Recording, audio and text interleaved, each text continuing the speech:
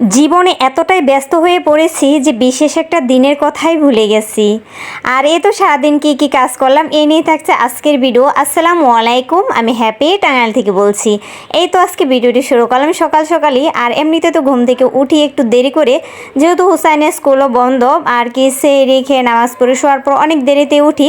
কিন্তু আজকে অনেক তাড়াতাড়ি উঠিয়েছি কারণ সেলাই মেশিনে আমার কিছু কাজ আছে। আর এই তো আমি আর কি মেশিনে তেল দিয়ে একটু পরিষ্কার করে নিচ্ছি, কারণ আমি যখন কাপড় তৈরি করি শুধু তখনই আমি মেশিনে হাত দিই, তাছাড়া আমার হাত দেওয়া হয় না বা মেশিনে তেলও দিই না। আমি এখন দুইটা জামা কাটবো, আর দুইটা জামাই যেহেতু আমার সব কিছু মাপ ডিজাইন একরকমই করবো, এজন্য দুইটা জামা একসাথে রেখে তারপরে কেটে নিচ্ছি। এভাবে আমার মনে হয় সুবিধা হয়। আমি কিন্তু আপনাদেরকে কিছু শেখাচ্ছি না, জাস্ট শেয়ার করতেছি।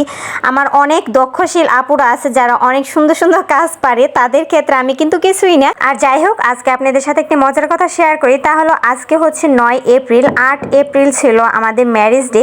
সারাদিন কিন্তু আমার মনেই ছিল না যে আজকে আমাদের ম্যারেজ ডে। রাত 10টা যখন বাজে, হঠাৎ করে কেমন করে যেন মনে হলো যে আমাদের ম্যারেজ ডে তো এপ্রিল মাসের 8 তারিখে। আজকে কয় তারিখ দেখি তো ফোনে দেখে আজকে 8 তারিখ। কেমন যেন একটা খারাপ লাগলো যে কতটুকু ব্যস্তময় হয়ে পড়েছি যে ম্যারেজ ডেটা ভুলে গেছি। আর যাই হোক, একটু খারাপ লাগলো। তারপরে যখন আমার হাজব্যান্ড বাসায় আসলো রাত্রে, তখন জিজ্ঞাসা করেছে আজকে কয় তারিখ। তখন সে বলতেছে আজ তো 8ই এপ্রিল। আমি বললাম 8 এপ্রিল কি কোনো বিশেষ দিন? সে তখন মনে করতে পারতেছে না। তো তারপরে একটু চিন্তা ভাবনা করে বললো, ওহো আজকে তো আমাদের ম্যারেজ ডে।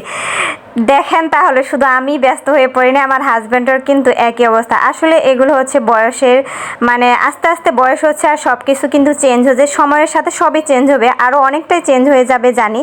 আর এপ্রিল মাসে কিন্তু আমার বার্থডে, আমার হাজব্যান্ডেরও বার্থডে, বাট আমার কোন দিক দিয়ে বার্থডে চলে যায় তা কিন্তু মনে রাখি না। আর মনে রাখার কোনো এখন কথাও না, কি বলেন। আর প্লিজ আপনারা সবাই আমাদের জন্য দোয়া করবেন। আর আপনাদের সাথে গল্প করতে করতে কিন্তু অনেক কাজই করে ফেলেছি। সে জামা দুইটা কেটে তারপরে কিন্তু আমি একটা তৈরি করেছি। তারপরে তৈরি করতে গিয়ে দেখি আমার সুতা নাই, ওই কালারের সুতা নেই। ভাবলাম পরে তাহলে পরের দিন আর কি তৈরি করব। এরপরে যে ইফতারের জন্য আজকে তেমন কিছু রান্না ছিল না, তার জন্য এর মধ্যে কিছু বাজার নিয়ে এসেছিলো। বাজারগুলো গুছিয়ে ভাবলাম গাছে পানি দিই, যেহেতু ইফতারে রান্নাবান্না তেমন নেই। আর গাছগুলোতে পানি দিয়ে তারপরে চলে যাব আর কি রান্নাঘরে। এই তো ভাজা পোড়া করে নিচ্ছি। ভাজা পোড়া বলতে শুধু বেগুনি ভাজি করব। আর বুন্দি আর ছোলা হচ্ছে হুসাইন বাইরে থেকে কিনে নিয়ে এসেছে। আজকে আমি আর হুসাইন দুইজনে ইফতার করব। হুসাইনের বাবা বাসায় নেই, এই জন্য এই তো মোটামুটি ইফতার রেডি করে ফেলেছি। আর হুসাইনের বাবা বাসায় না থাকলে আমার রান্নার তেমন কোনো চাপই থাকে না।